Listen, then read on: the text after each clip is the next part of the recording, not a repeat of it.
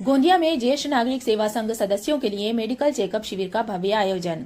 गोंदिया में doctor Novil Brahmankar hospital में ज्येष्ठ नागरिकों के लिए मेडिकल शिविर का कार्यक्रम आयोजित किया गया था, जिसका उद्घाटन गोंदिया मेडिकल कॉलेज के डीन डॉक्टर कुसुमाकर घोरपड़े एवं कार्यक्रम की अध्यक्षता नारायण प्रसाद जमईवार, अतिथि के रूप में सेवानिवृत्त उपायुक्त अनिल देशमुख, डॉक्टर नोविल ब्राह्मणकर, ज्येष्ठ नागरिक सेवा संघ के सचिव दुलीचंद राव बुद्धे उपस्थित थे। महात्मा ज्योतिबा राव फुले, भारत रत्न डॉक्टर बाबा साहब अम्बेडकर, छत्रपति शिवाजी महाराज की प्रतिमा पर माल्यार्पण कर कार्यक्रम का शुभारंभ हुआ। प्रास्ताविक दुलीचंद राव बुद्धे ने किया। Doctor Ghorpade sir, Anil Deshmukh, Narayan Prasad Jamaiwar, doctor Novil Brahmankar ने मार्गदर्शन किया। इस अवसर पर ब्रह्मा कुमारी ईश्वरी केंद्र गोंदिया द्वारा व्यसन मुक्ति कार्यक्रम का शुभारंभ कर भारत व्यसन मुक्ति की ओर का नारा बुलंद किया। शिविर में 85 ज्येष्ठ नागरिकों की पूरी जांच कर औषधि उपचार किया गया। इस अवसर पर प्रचार प्रमुख सतीश पारधी का पत्रकार पुरस्कार मिलने के कारण उनका कार्यक्रम में सत्कार किया गया। इस अवसर पर ज्येष्ठ नागरिक बड़ी संख्या में उपस्थित थे। CNN न्यूज गोंदिया महाराष्ट्र से सतीश पारधी की रिपोर्ट।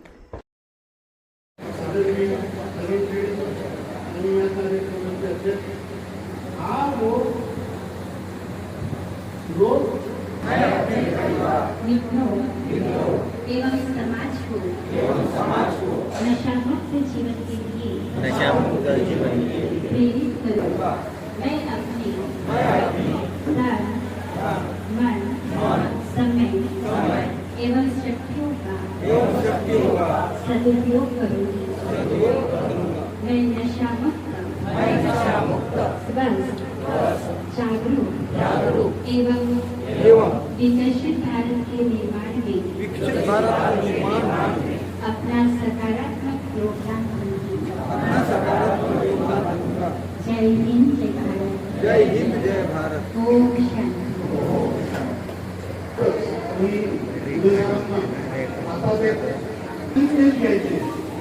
रिकॉर्डिंग टोपीचा जो आकडा आहे त्याच्यातून निश्चित लवकर कर. जर आपण तर त्याच्यामधूनच तुम्हाला ते माहिती पडेल किंवा किती कोटी झालेले आहेत. तर मी तो शेअर केलेला आहे पुढे साहेबांना. आपण आपल्या ग्रुपमध्ये शेअर करा.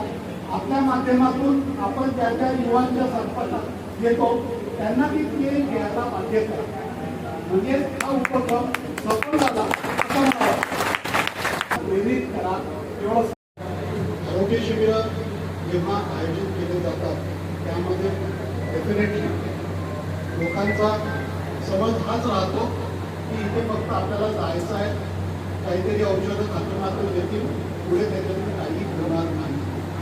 परंतु एखादं आरोग्य शिबिर घेत असताना एक टार्गेटेड जर ठेवलं, एक व्याधी म्हणा किंवा एक विषय म्हणा, तो जर आपण घेऊन चाललं तर मला वाटते असे हे आरोग्य शिबिर हे नेहमीच आपल्याला फलदायी ठरतात.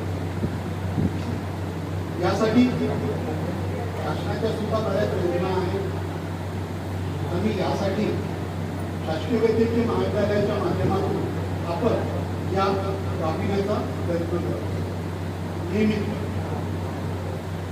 त्या दिवशी उदय साहेब 90% लोकांना, परंतु याच्यावर आपण नेहमी उपचार घेतो.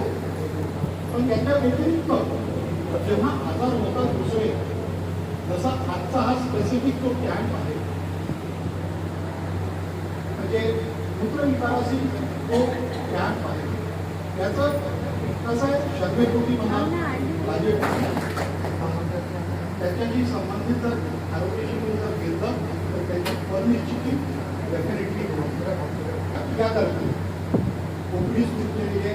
ज्या ठिकाणी प्रत्येक मेडिकल रिलेटेड डॉक्टर्स तिथे उपलब्ध असतात, दिलेला आहे ज्येष्ठ नागरिकांसाठी त्याचा लाभ. महिलांचा ब्रेस्ट कॅन्सर, सर्वायकल कॅन्सर आणि सोबतच कोलोरेक्टल कॅन्सरचे प्रमाण वाढलेले आहे.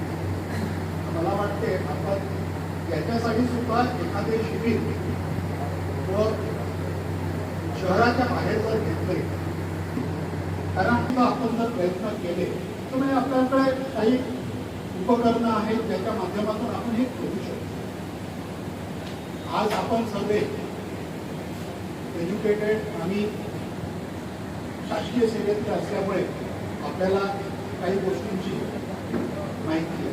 कॅम्प असतो आपला म्हणजे ओपीडी असते, त्यामध्येच सर्व ज्येष्ठ नागरिकांसाठी पुन्हा एक वेळा या सर्व व्याधींच्यासाठी आपण तपासणी शिबिर आयोजित करू.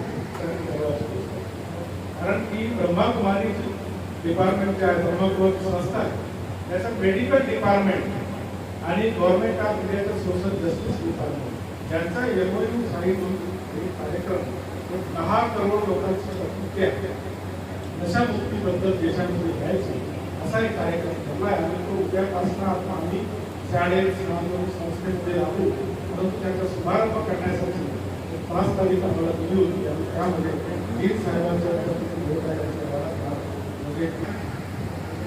त्यांना सोडायला फार त्रास होतो. डॉक्टर साहेबांकडे केस येत असते. आता साहेब बोलले की दुःखाचा कर्तव्य होत किती मृत्यू होत आहे. जवान मुलं ज्यांचं आयुष्य सुरू झालेलं नाही, अवेअरनेस जागवावं आणि येणाऱ्या पिढीला आणि जे काही व्यसना भिंता आहेत त्यांना व्यसना भिंतापासून कसे दूर आहे, ते व्यसन करू नये. त्यांनी सामाजिक जीवनामध्ये जर नशाच करायचा आहे त्यांना, तर चांगल्या कामाचा का नशा, चांगल्या विचाराचा हा एक प्रमुख मुद्दा आहे. कारण की आज आपण बघितलं असेल नरेंद्र मोदी साहेब अनेक कार्यक्रमाचा शुभारंभ ब्रह्माकुमारीच्या माध्यमातून करत आहेत. मागे जल जीवन, वुमन एम्पॉवरमेंट, यूथ एम्पॉवरमेंट आणि आता हा नशामुक्ती अभियान 2 तारखेला त्यांनी संपूर्ण देशात नशामुक्त युवा, नशामुक्त भारत अशा प्रकारचं स्लोगन घेऊन त्यांनी शुभारंभ. तो यही भारत की शान है, जो भारत ये कहा हुआ है और ये ऋषि मुनियों का देश है, देवी देवताओं का देश है, महान पुरुषों का देश है, जिसने इस देश के लिए अपना बलिदान दिया.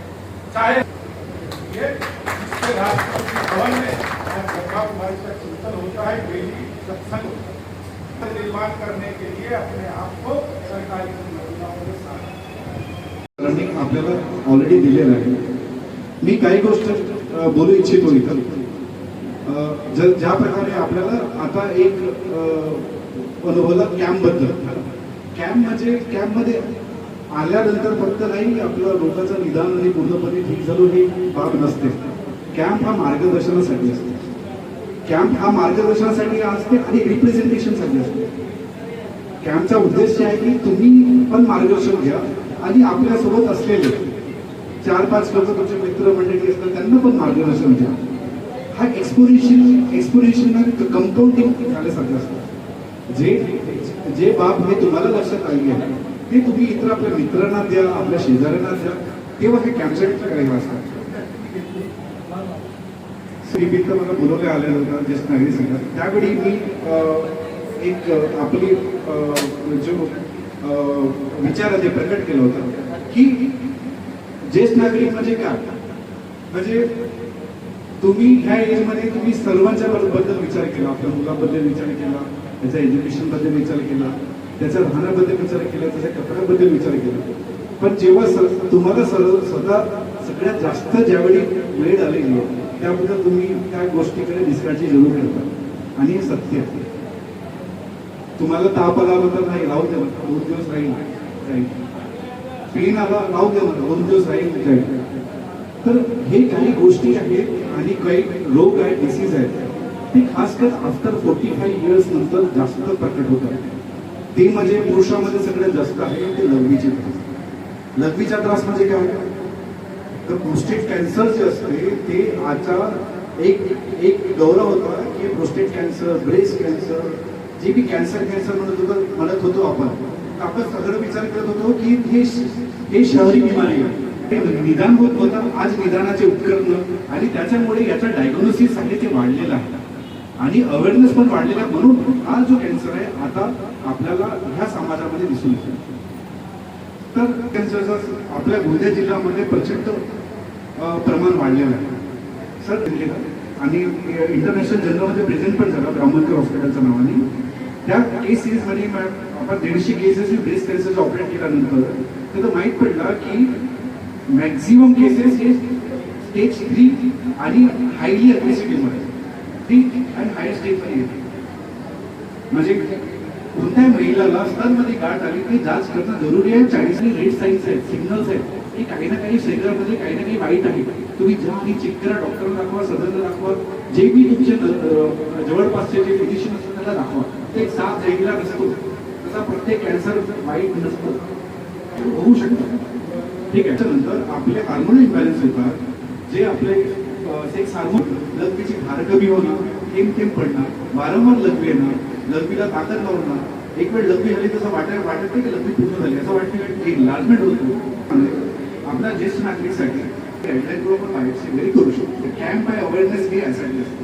जन आरोग्य योजना प्रारंभ चालूच आहे आणि खासकर नवीन पोर्टलमुळे असं आता मोर दॅन 16 साठी नवीन कार्ड वगैरे येतं. त्यामुळे मी सगळ्यांना अनुरोध करतो की हा इथे कॅम्प लागलेला आहे. आता आरोग्य मित्र ते डिझाईन आरोग्य मित्र आहेतच. आपला एक मिशन मी सांगतो तर विविधसाठी एक वॅक्सिन आणतो अँटी कॅन्सर, परंतु बऱ्याच प्रमाणामध्ये त्याच्याबद्दल काय म्हणतात मला असं वाटतं